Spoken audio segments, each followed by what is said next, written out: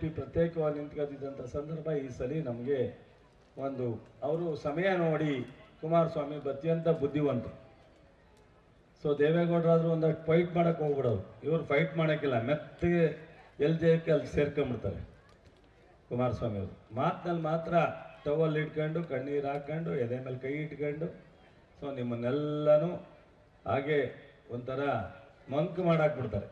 ನಮ್ಗೆ ಹಾಳಾದ್ದು ಈ ನರೇಂದ್ರ ಸ್ವಾಮಿ ನಿಂತ್ಕೊಂಡು ಮಾತಾಡ್ತಾರೆ, ಎಲ್ಲಿ ಮಂಕ್ ಮಾಡೋರು, ಅಣ್ಣ ಅಪ್ಪ ಅನ್ನೋಕ್ಕೆಲ್ಲ ಅವ್ನು ದುರ್ಯೋಧನ ಥರ ಮಾತಾಡ್ಬಿಡ್ತಾರೆ. ನಿಮ್ಗೆ ಎಲ್ಲಿ ಕುಮಾರಸ್ವಾಮಿ ಅಯ್ಯೋ ಪಾಪ ನಮ್ಮ ಅಣ್ಣದಿರು ತಪ್ಪದಿರು ನನ್ನ ಅಕ್ಕೆಯರು ತಂಗಿಯದಿರು ಅಂತ ನೀವೇನಾಗುತ್ತೆ ಅಯ್ಯೋ ಪಾಪ ಕುಮಾರಣ್ಣ ಅಂದ್ಬಿಡ್ತೀರ. ಹಿಂಗಾಗಿ ಇವತ್ತು ಜನತಾದಳ ಅಧಿಕಾರ ನಾನು ಇದ್ದೆ ಜನತಾದಳ, ಚಲುವರಾಯಸ್ವಾಮಿ ಇದ್ದಾಗ ಬಿಟ್ಟು ಚಲುವರಾಯಸ್ವಾಮಿ ಜನತಾದಳದಲ್ಲಿ ಇಲ್ಲದೇ ಇದ್ದಾಗ ಜನತಾದಳದ ಅಧಿಕಾರದಲ್ಲಿದ್ದಾಗ ಈ ಜಿಲ್ಲೆಗೆ ಈ ತಾಲೂಕಿಗೆ ಏನಾರು ಆಗಿದೆಯಾ ಅಂತ 10 ನಿಮಿಷ ಮನೆಗೆ ಹೋದ್ಮೇಲೆ ಅವ್ರು ಸ್ವಲ್ಪ ತೆಗೆದ. ಈಗ ನಮ್ಮ ಕೃಷ್ಣೇಗೌಡನೆ ಡೈರಿನ ಗೆದ್ದವನು, ಅವ್ರ ಅಣ್ಣ ತಮ್ಮ ಬೆಂಗಳೂರಲ್ಲಿದ್ದರೆ 2 ಲೀಟ್ರ್ ಹಾಲು ತಗೊಂಡ್ರೆ ಅವನು 8 ರೂಪಾಯಿ ಜಾಸ್ತಿ ಆಗುತ್ತೆ. ಇಲ್ಲಿ ಅವ್ರ ಮನೆಯಲ್ಲಿ 10 ಲೀಟ್ರ್ ಹಾಲು ಹಾಕಿದ್ರೆ ದಿವಸಕ್ಕೆ 20 ಲೀಟ್ರ್ ಹಾಕಿದ್ರೆ 80 ರೂಪಾಯಿ ಜಾಸ್ತಿ ಇದೆ. ಅಲ್ಲಿ 8 ರೂಪಾಯಿ ಅವ್ರ ಅಣ್ಣ ಕೊಟ್ರೆ ಇಲ್ಲಿ 80 ರೂಪಾಯಿ ಬರುತ್ತಲ್ಲ, ನಿಮ್ಗೆ ಸಮಾಧಾನ ಅಲ್ಲ?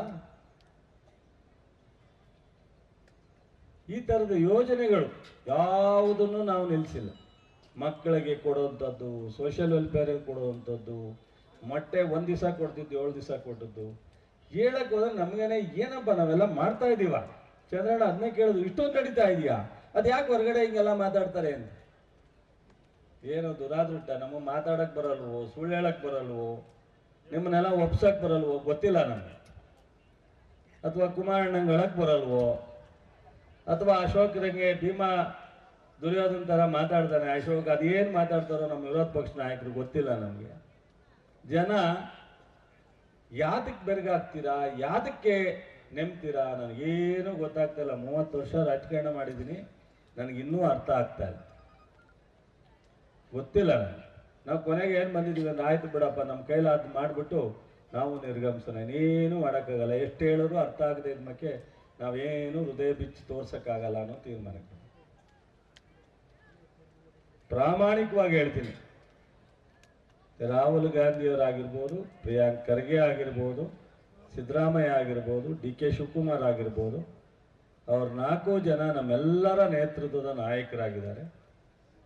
ಪ್ರಾಮಾಣಿಕವಾಗಿ ನಿಮಗೆ ಇಷ್ಟ ಇದೆಯೋ ಇಷ್ಟ ಇಲ್ವೋ ಒಪ್ತಿರೋ ಸುದ್ದಿ 3 ವಾಹಿನಿಯ ಹೆಚ್ಚಿನ ಮಾಹಿತಿಗಾಗಿ ಸಬ್ಸ್ಕ್ರೈಬ್ ಆಗಿ ಹಾಗೂ ಬೆಲ್ ಬಟನ್ ಒತ್ತಿ.